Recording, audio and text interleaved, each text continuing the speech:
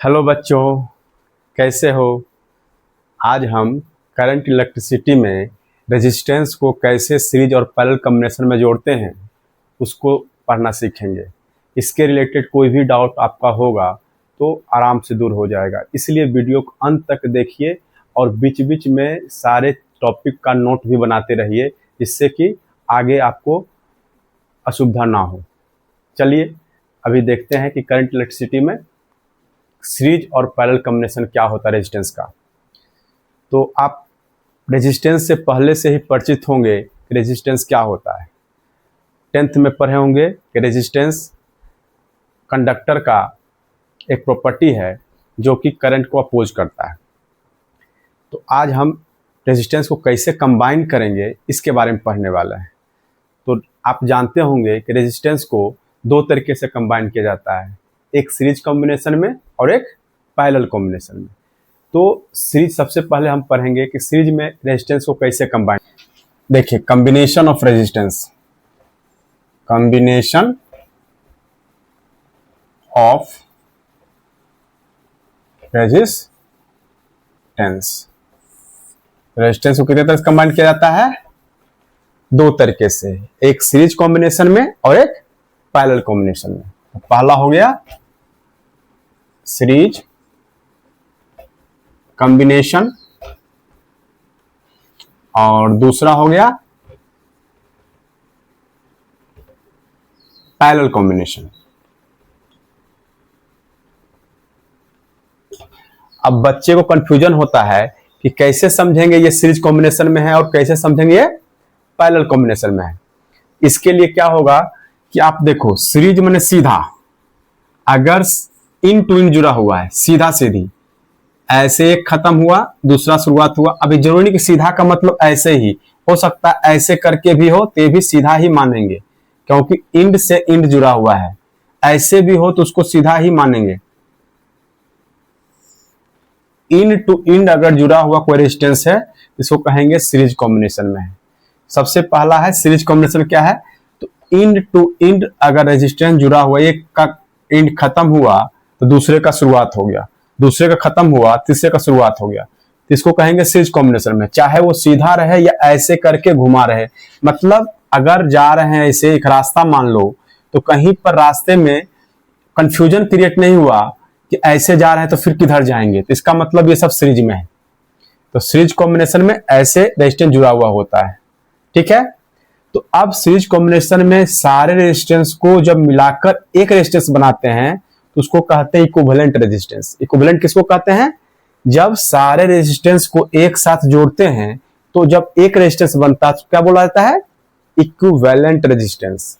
यानी ये सारे को मिलाकर जो एक रेजिस्टेंस बनेगा इसका नाम होगा इक्विवेलेंट रेजिस्टेंस। मान लो ये पॉइंट ए है, ये पॉइंट बी है, तो ये पूरा रेजिस्टेंस ए और बी के बीच में ही बनेगा, इसको कहेंगे इक्विवेलेंट रेजिस्टेंस।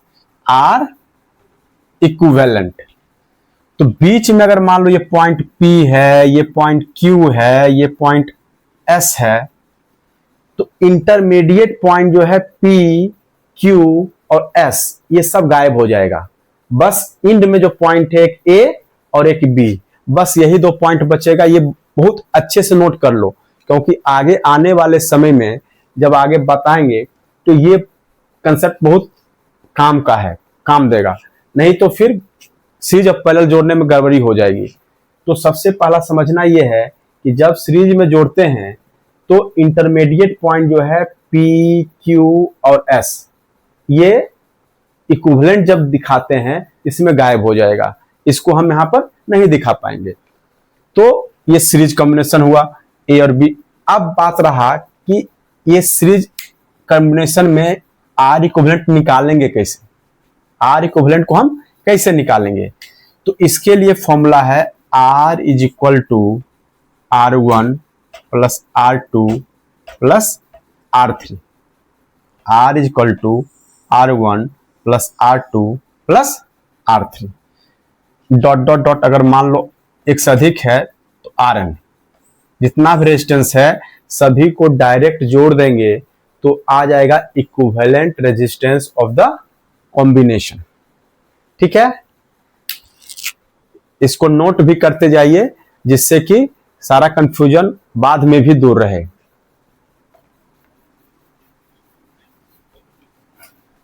तो अब ये सवाल आया कि R equivalent is equal to R1 plus R2 plus R3 हुआ क्यों?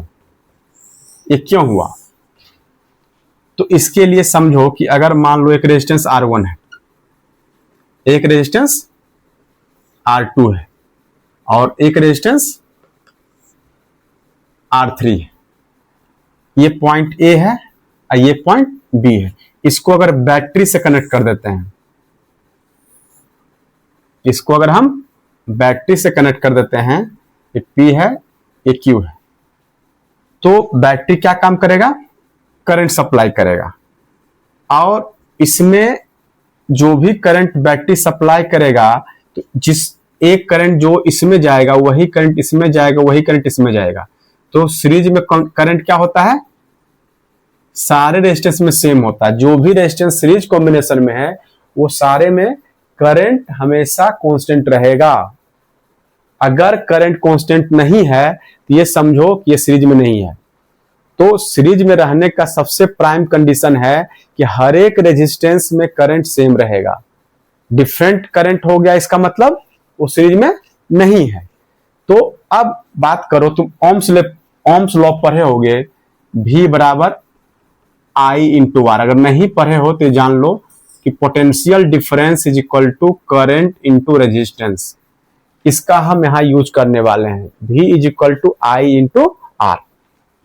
अगर मान लो बैटरी वोल्टेज भी सप्लाई कर रहा है, बैटरी पोटेंशियल डिफरेंस क्या सप्लाई कर रहा है? V। इसके कारण से पहला रेजिस्टेंस जो है उसके across potential difference V1 create हुआ, दूसरे के अक्रॉस पोटेंशियल डिफरेंस क्या हो क्रिएट?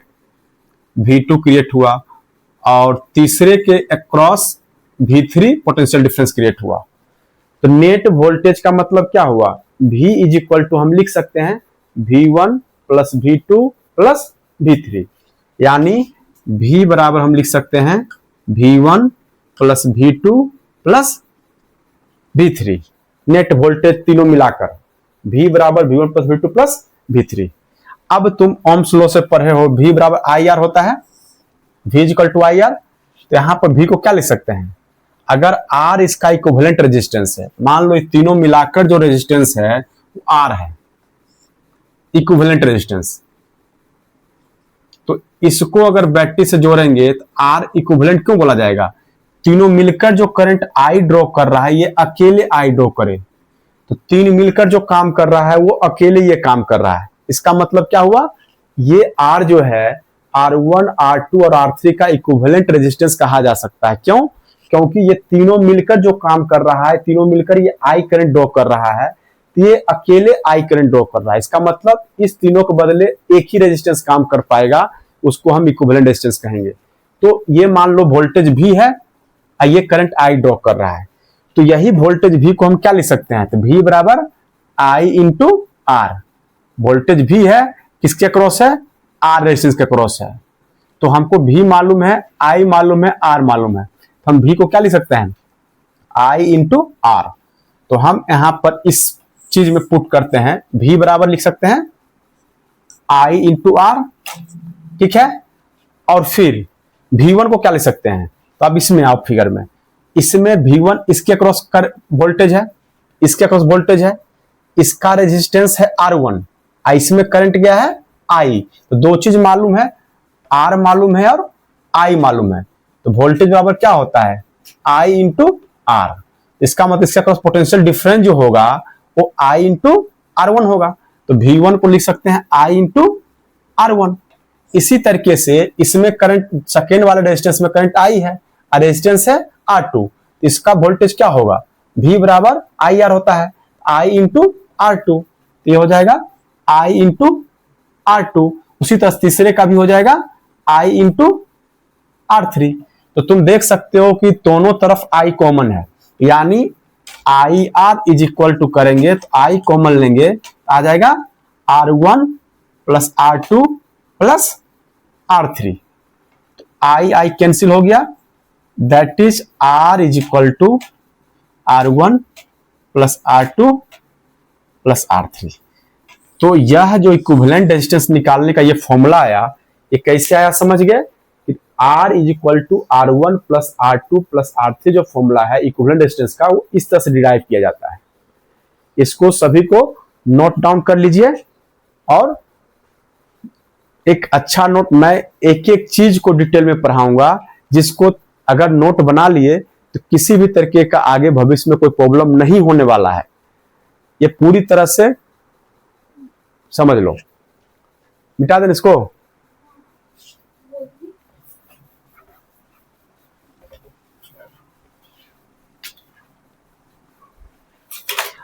अब देखो, इक्विवेलेंट रेजिस्टेंस हम निकालना सीख गए कि R equivalent is equal to, series में जब कंबाइंड है R1 plus R2 plus R3।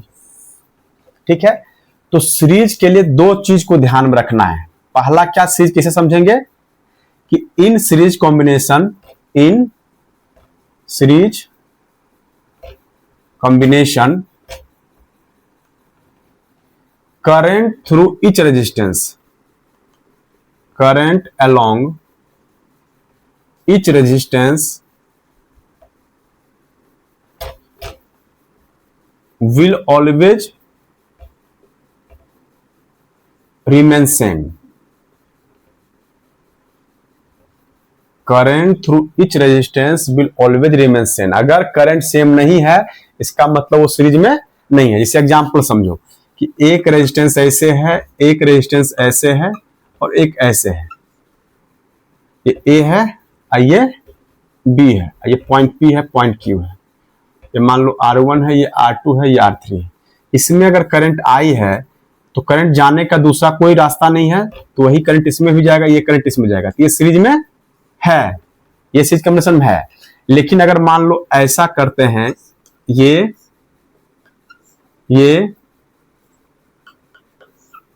और ये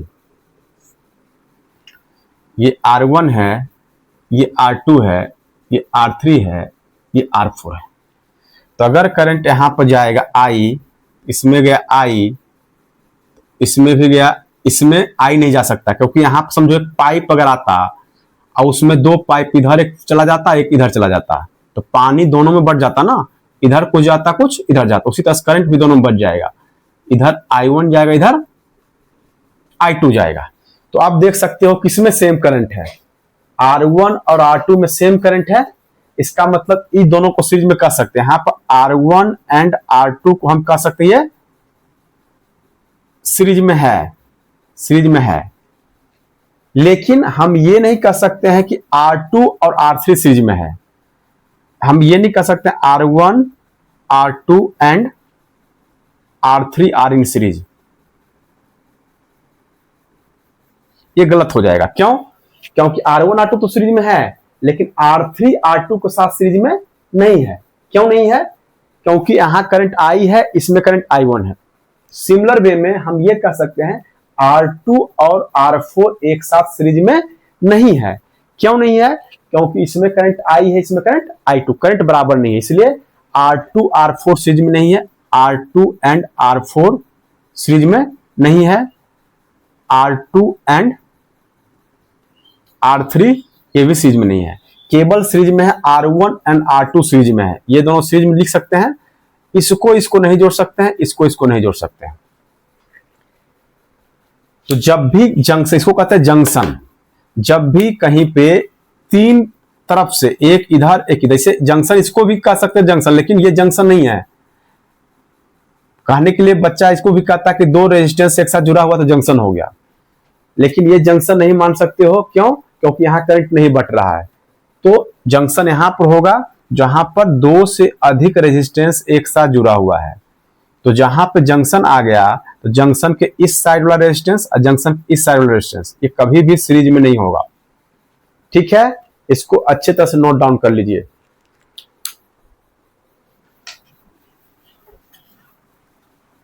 तो पहला प्रॉपर्टी हुआ कि सीरीज कॉम्बिनेशन में करंट हर एक रेजिस्टेंस के अलोंग सेम ही रहता है। और दूसरा हो गया potential difference, potential difference across each resistance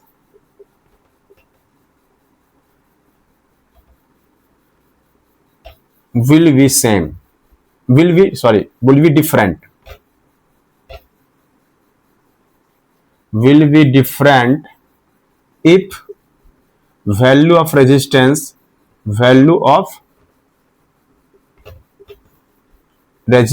is different.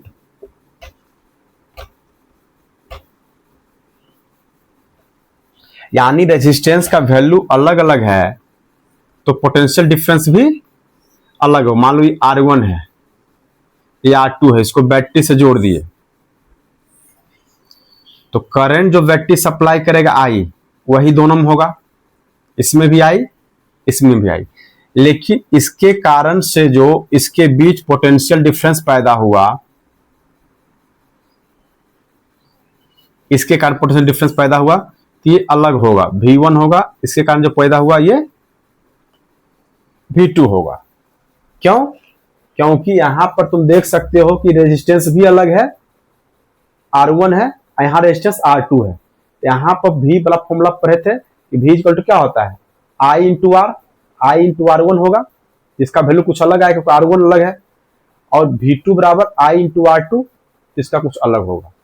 तो लेकिन अगर यही दो सेम रहता, बहुत बार बच्चा समझ लेता है कि पोटेंशियल डिफरेंस हमेशा अलग ही होगा, तो अलग तब होगा जब रेजिस्टेंस अलग है। मान लो रेजिस्टेंस दोनों R होता, रेजिस्टेंस दोनों R होता तो करंट भी I सब दोनों में है और रेजिस्टेंस भी R है। पोटेंशियल डिफरेंस अगर इसका निकालते हैं तो क्या होता है, V बराबर I इंटू R इसका भी होता, और V बराबर I इंटू R इसका भी होता। इस केस में पोटेंशियल डिफरेंस दोनों का क्या होता, सेम होता। अगर करंट तो ऑलरेडी सेम है, रेजिस्टेंस भी सेम हो, सीरीज कॉम्बिनेशन वाला सारा रेजिस्टेंस सेम हो, तो पोटेंशियल डिफरेंस भी सबका सेम ही होगा। तो ये बोला जाता है कि अगर सीरीज कॉम्बिनेशन में रेजिस्टेंस डिफरेंट हो तो उसका पोटेंशियल डिफरेंस भी डिफरेंट होगा।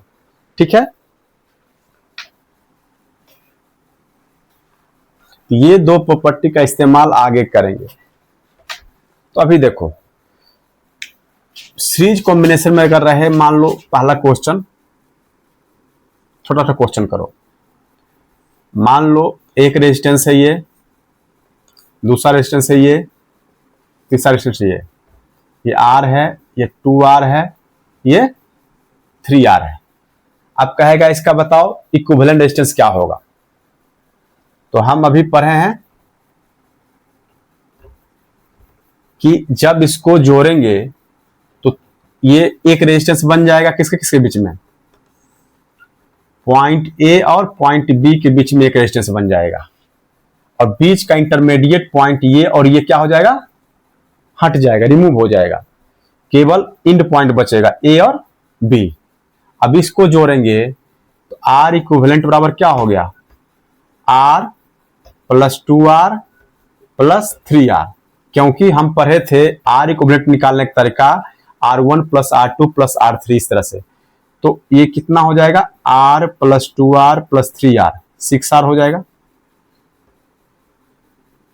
यही आंसर हो गया कि तीन रेजिस्टेंस सीरीज में कंबाइंड है, इसका इक्विवेलेंट रेजिस्टेंस निकालो तो क्या हो जाएगा, तीनों का सम R plus 2R plus 3R, R equivalent R plus 2R plus 3R, direct 6R आ गया। उसी तरीके से अगर मान लो इसमें पूछता ये तीन रेजिस्टेंस है, इसमें एक बैटरी जोड़ दिया गया, R है, 2R है, 3R है, इसमें V वोल्ट का बैटरी जोड़ दिया गया। पूछता current supplied by the cell क्या होगा, यानी कि सेल कितना करंट सप्लाई कर रहा है। तो सेल से करंट कितना चला, इसको निकालने के लिए सबसे पहला ये तीनों रेजिस्टेंस को जोड़कर एक रेजिस्टेंस बनाना पड़ेगा, क्योंकि तभी हम ओम्स लॉ अप्लाई कर सकते हैं। तो R 2R 3R इस तीनों को अगर जोड़ेंगे तो इक्विवेलेंट रेजिस्टेंस क्या आ जाएगा, पहले बता चुके हैं, 6R हो जाएगा। और इसके अक्रॉस बैटरी जुड़ा हुआ है V वोल्ट का, तो करंट पूछ रहा था। देखो हम तीनों में क्या रिलेशन पढ़े थे, V बराबर IR, यही इसी को कहते हैं ओम्स लॉ, आगे बताएंगे इसको। तो V is equal to IR होता है, ये वो ओम्स लॉ। तो अब यहां पर तुम देख सकते हो कि दो चीज दिया हुआ है, I निकालना है हमको, कितना चला, R दिया हुआ 6R, अब वोल्टेज दिया V।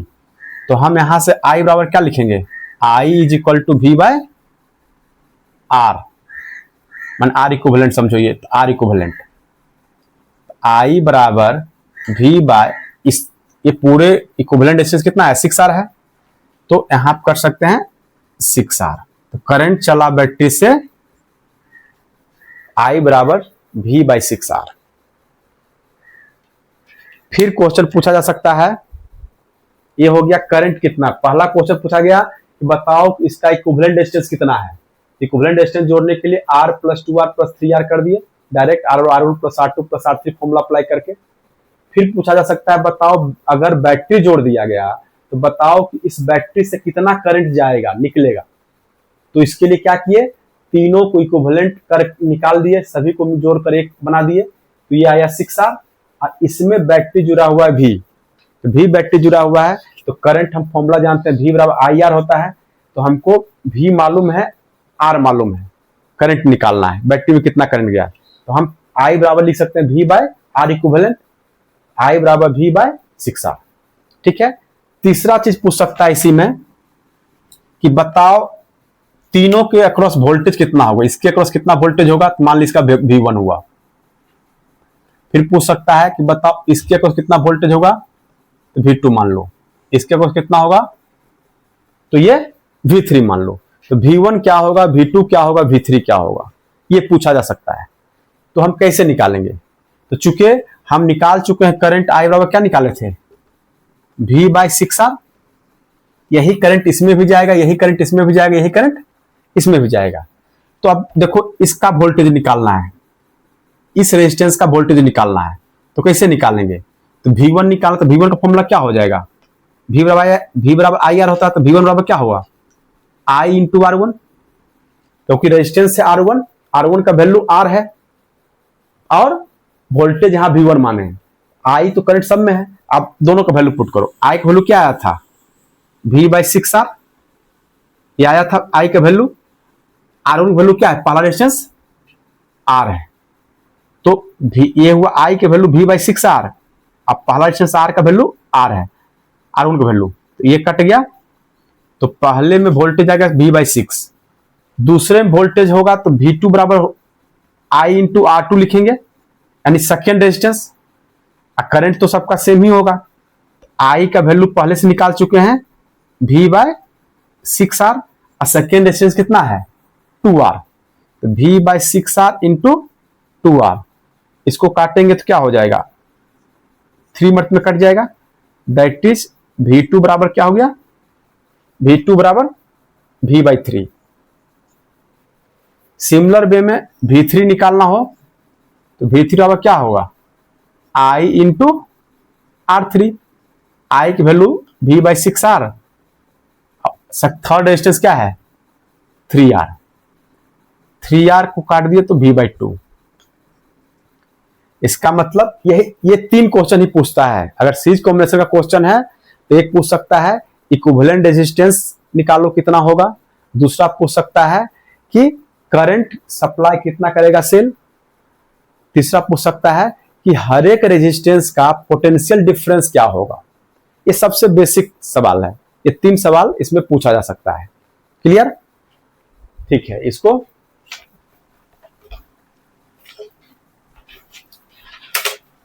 अब देखो कुछ और सवाल करते हैं। मान लो अब न्यूमेरिकल वैल्यू वाला सवाल करते हैं। एक रेजिस्टेंस है, दूसरा रेजिस्टेंस है, तीसरा रेजिस्टेंस है। ये मान लो 6 ओम का है, ये 3 ओम का है, ये 6 ओम का ये भी है। नहीं तो इसको मान लो 13 ओम का है, और यहां पर बैटरी जुड़ा हुआ 10 वोल्ट का। बैटरी क्या कितना वोल्ट का जुड़ा हुआ है? 10 वोल्ट का। अब पूछ रहा है बताओ, यही 3 क्वेश्चन को रिपीट करना है। पहला, फाइंड इक्विवेलेंट रेजिस्टेंस,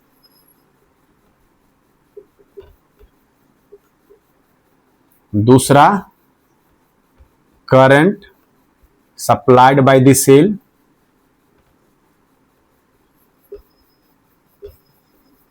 और तीसरा पूछा जा सकता है potential difference across each resistance. Potential difference across each resistance. जब भी सीरीज कॉम्बिनेशन का क्वेश्चन रहेगा तो यही बेसिक 3 सवाल पूछा जाएगा। इक्विवेलेंट रेजिस्टेंस निकालो कितना होगा, करंट कितना सेल सप्लाई करेगा, और पोटेंशियल डिफरेंस हर एक में कितना कितना होगा। तो आसानी से इसको जैसे उधर बताए थे वैसे निकाल सकते हैं। तो कैसे निकालेंगे? सबसे पहला हुआ इक्विवेलेंट, पहला क्वेश्चन बनाएंगे। इक्विवेलेंट रेजिस्टेंस का फॉर्मूला क्या जानते हैं? आर इक्विवेलेंट बराबर R1 plus R2 plus R3। R1 R2 R3 का वैल्यू पुट कर दो। R1 है 6, R2 है 3, R3 है 13। तो 6 प्लस 2 प्लस 13, इसको अगर ऐड करेंगे तो 6 to 8, 6 प्लस 3 है, सॉरी 6 प्लस 3 प्लस 13, तो 6 3 9 प्लस 13, तो क्या हुआ 22 ओम। ये हो गया 22 ओम। अब क्या होगा, ये इक्विवेलेंट रेजिस्टेंस निकल गया। दूसरा पूछ रहा है क्या, current supplied by the cell. तो करंट आई क्या होगा, तो फॉर्मूला क्या जानता है, आई बराबर V बाई आर। करंट यानी समझो कि ये तीनों मिलाकर एक रेजिस्टेंस हो गया 22 ओम का, और इसमें बैटरी जुड़ा हुआ है, इसको 11 वोल्ट कर दो, ज्यादा अच्छा होगा। 11 वोल्ट का बैटरी जुड़ा हुआ मान लो। तो करंट आई बराबर क्या होता है, V बराबर आई आर पढ़े थे, V equal to I R. तो आई बराबर क्या हो जाएगा, इधर जाके डिवाइड होगा V बाय आर। यहां पर अप्लाई कर देंगे V बाय आर इक्विवेलेंट, क्योंकि सब मिलाकर R इक्विवेलेंट का वैल्यू आया, ये R इक्विवेलेंट का वैल्यू आया ये। तो हमको जब भी current supplied by the cell निकालना है तो मेरे को R इक्विवेलेंट निकालना पड़ेगा। I बराबर V by R equivalent. R equivalent निकल चुका है 22, अब वोल्टेज है 11 वोल्ट, तो ये हो जाएगा कितना 11 बाय 22, 1/2, यानी 0.5 एम्पियर का करंट चलेगा। इससे कितना एम्पियर चलेगा, 0.5 एम्पियर का। तो दूसरा क्वेश्चन बन गया। तीसरा कह रहा है कि potential difference across each resistance निकालो। तो हम नहीं जान रहे कितना होगा, तो करंट तो पता चल गया कि यहाँ 0.5 एम्पियर चलेगा, तो 0.5 ही, क्योंकि सीरीज कॉम्बिनेशन में है, सभी में करंट कितना रहेगा 0.5 एम्पियर ही रहेगा सीरीज में। तो अब सभी का रेजिस्टेंस भी मालूम है और करंट भी मालूम है। यहां भी देखो रेजिस्टेंस 6 है, करंट ही है। दो चीज मालूम होगा, तीसरा चीज अपने आप निकल जाएगा। हमको वोल्टेज मालूम करना है। तो वोल्टेज मालूम करना क्या होगा, पहले के अक्रॉस वोल्टेज V1 बराबर I इंटू R1 होगा। I के वैल्यू 0.5 सबके लिए रहेगा। R1 कितना है 6, 0.5 इंटू 6 यानी 3 एम्पियर, सॉरी 3 वोल्ट।